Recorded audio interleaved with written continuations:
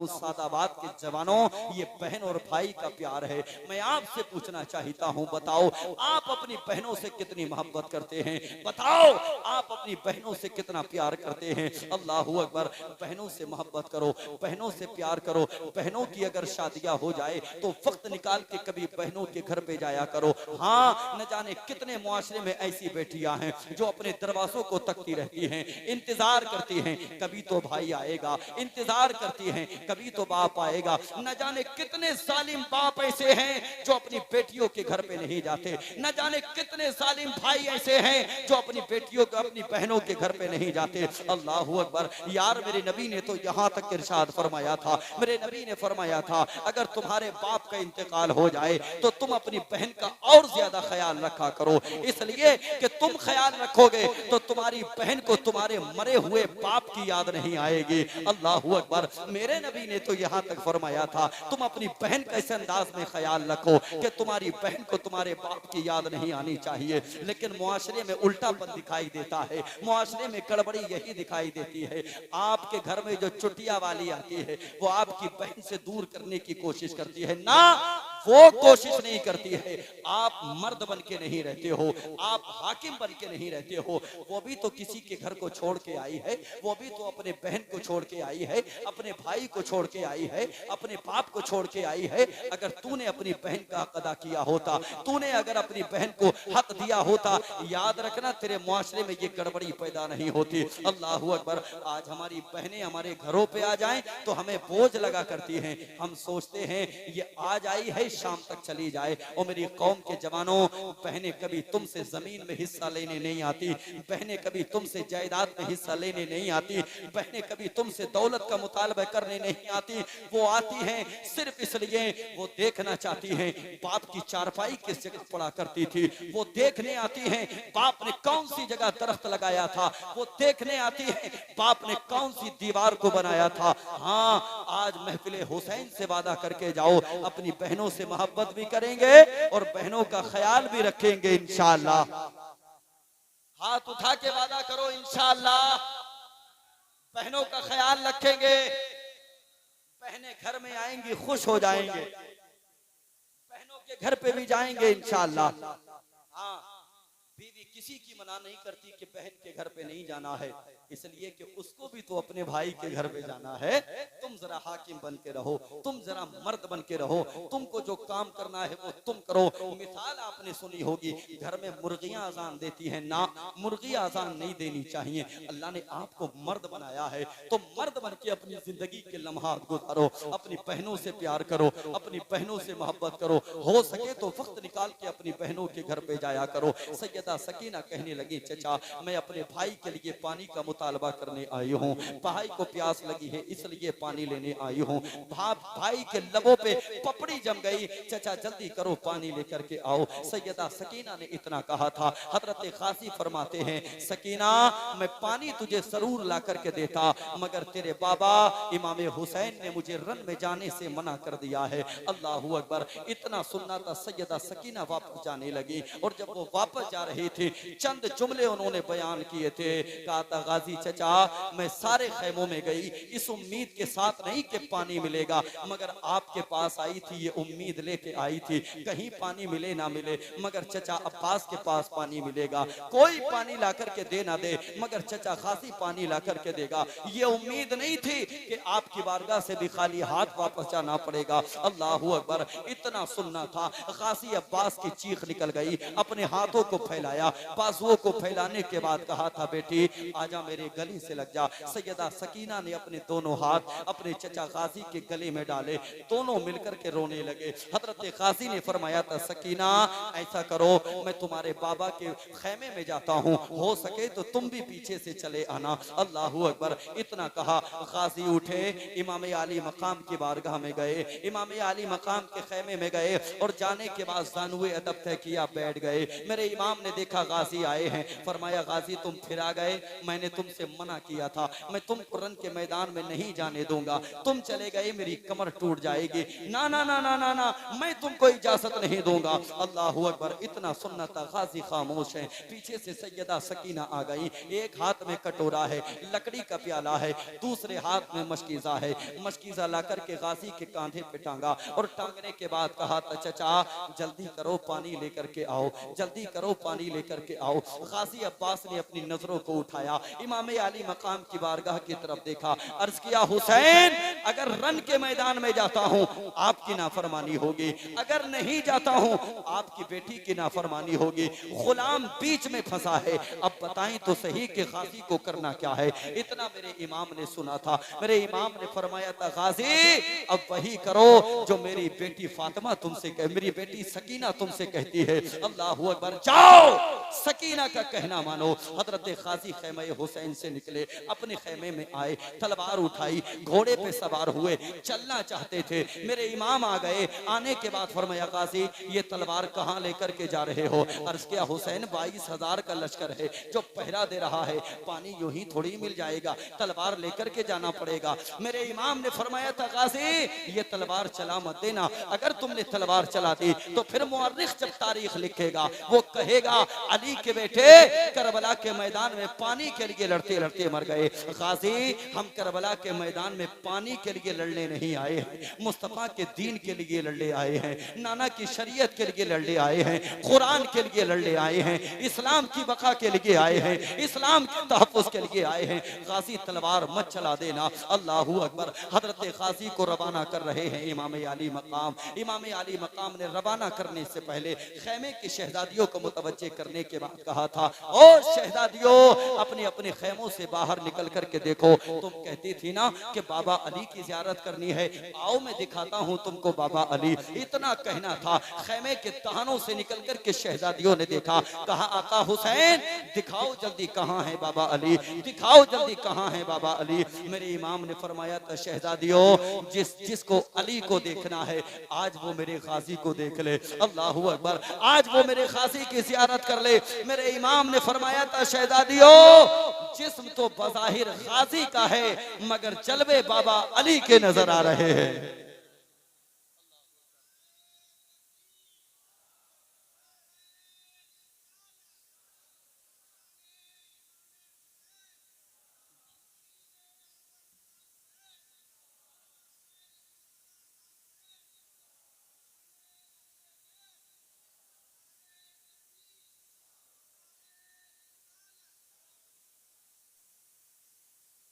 मेरे इमाम ने फरमाया जिस्म बज़ाहिर गाजी का है मगर जलवे बाबा अली के नजर आ रहे हैं। मैं बताऊंगा करबला का पहला शहीद, याद है ना? सुनेंगे? जरा हाथों को उठा के बताएं सुनेंगे? लेकिन अभी नहीं सुनाऊंगा, नहीं सुनाऊंगा अभी। गाजी अब्बास ने घोड़े को एड़ लगाई, पहुंचे नहरे फुरात, घोड़े को डाला, मशकीजे में पानी भरा और भरने के बाद चलना चाहते थे। दिल में ख्याल पैदा हुआ गाजी तू तो नहरे फुरात में है, कम से कम तू तो पानी पी के चल। गाजी ने दोनों हाथों में पानी लिया, लबों से लगाना ही चाहते थे। सैयदा सकीना की प्यास याद आ गई, सैयदा सकीना की जबान से निकलने वाले जुमले याद आ गए। सकीना ने कहा था गाजी चचा जाओ जल्दी से पानी लेकर के आओ। हजरत गाजी ने पानी को नहरे फुरात में डाल दिया। फिर दिल में ख्याल पैदा हुआ गाजी तूने अगर पानी नहीं पिया तो क्या हुआ, ये जानवर तेरे साथ में आया है, कम से कम अपने घोड़े को पानी पिलाता चल। तारीख बताती है हजरत गाजी ने अपने घोड़े का चेहरा पानी की तरफ किया, लेकिन घोड़े ने चेहरे को उठा लिया। चेहरा घोड़े का पानी की तरफ किया, लेकिन घोड़े ने चेहरे को उठा लिया। 3 मरतबा ऐसा किया, तीनों मरतबा उठा लिया घोड़े ने चेहरे को। सकीना के खेमे की तरफ देखा घोड़े ने, आंखों में आंसू हैं, गोया के घोड़ा कहना चाहता है गाजी जिस खेमे की शहजादियों ने पानी ना पिया हो उस खेमे के जानवरों को पानी पीने की इजाजत नहीं है। अल्लाहू अकबर। ये कहना चाहता है तिश्ना लबों ने होठ न रखे फुरात पर, तारीख में ये पानी की पहली शिकस्त। तिश्ना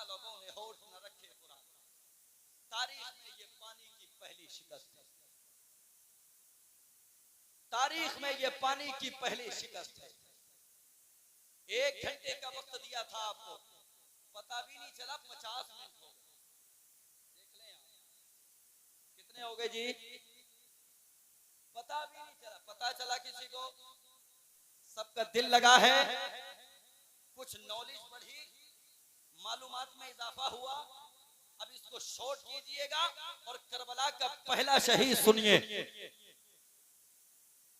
बोलिए। अच्छा आप नहीं सुनेंगे पहला शहीद कौन था? सुनेंगे? सुना दें, सुना दें। मेरे इमाम ने रन के मैदान में जाना चाहा, हजरत हबीब इब्ने मज़ाहिर आगे आ गया, जो बचपन के साथी थे, बचपन के दोस्त थे, बचपन के यार थे, जिन्होंने हुसैन से इश्क किया था। इश्क आप भी इश्क करें। हजरत हबीब इब्ने मज़ाहिर आगे आए। आने के बाद कहने लगे, हुजूर रन के मैदान में आप नहीं बल्कि मैं जाऊंगा। चचा मियां की उम्र भी 60 साल होगी शायद, ज्यादा है।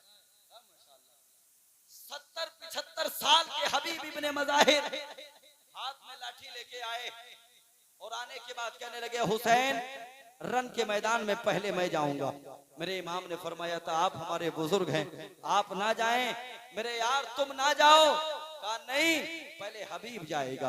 अल्लाहू अकबर। मेरे इमाम की बारगाह में अर्ज किया, हुजूर आप मुझे तैयार करके घोड़े पे सवार कर दें। मेरे इमाम ने घोड़े पे सवार करना चाहा। तारीख बताती है, हजरत हबीब इब्ने मज़ाहिर कहते हैं, हुजूर एक तमन्ना है अगर पूरी हो जाए, एक ख्वाहिश है अगर पूरी हो जाए। तारीख बताती है, हजरत हबीब इब्ने मज़ाहिर ने अरीजा पेश किया, हुजूर अपने कदम को हटाएं। हुसैन ने कदम को हटाया। हबीब इब्ने मज़ाहिर आगे बढ़े। बढ़ने के बाद हुसैन के कदम के नीचे की मट्टी को उठाया और उठाने के बाद अपने सर पे रख लिया, अपने लबों से लगा लिया। जो बचपन में किया करते थे वो आज आखिरी बार करके जा रहे हैं हजरत हबीब इब्ने मज़ाहिर। तारीख बताती है, जब रन के मैदान में आप पहुंचे तो अम्र बिन साद ने अपने साथियों से कहा, देखो हुसैन की तरफ से जवान नहीं बूढ़ा आया है, ये 70-75 साल का बूढ़ा हमसे क्या लड़ेगा। अल्लाहू अकबर। एक शख्स आगे बढ़ा और आगे बढ़ने के बाद अम्र बिन साद से कहने लगा, अम्र बिन साद सुन, हुसैन ने हमारे हुर को तोड़ लिया है,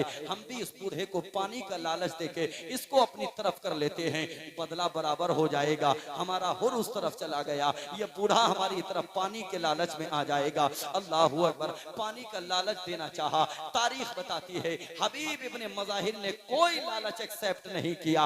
हबीब इब्ने मज़ाहिर जो कि 70 से 75 साल के मैदान करबला में 40 से ज़ायद यजीदियों को हबीब इब्ने मज़ाहिर की तलवार ने फिन्नार कर दिया था। अल्लाहू अकबर। बुजुर्गी के आलम में 40 से ज़ायद लोगों को फिन्नार किया था। तारीख बताती है, फिर उसके बाद रब को कुछ और ही मंजूर था, जामे शहादत पीना था। अदरिकनी या हुसैन कह करके आप जमीन पर तशरीफ लाए। हुसैन कहाँ हो, मुझे आकर के संभालो। हुसैन अपने खेमे से निकले और निकलने के बाद कहते चले गए मैदान कारज़ार में, कहाँ है मेरा यार, कहाँ है मेरा यार, कहाँ है मेरा यार। हबीब इब्ने मज़ाहिर ने कहा था, हुसैन मैं उसी जगह हूँ जिस जगह अली अकबर ने अजान पढ़ी थी, जिस जगह माँ फातिमा अपने दुपट्टे से करबला की जमीन को साफ कर रही थी। अल्लाहू अकबर। मेरे इमाम पहुंचे और पहुंचने के बाद हजरत हबीब इब्ने मज़ाहिर के सर को अपने आगोश मोहब्बत में रखा। याद रखें, हमसे पहले भी दुनिया से लोग चले गए,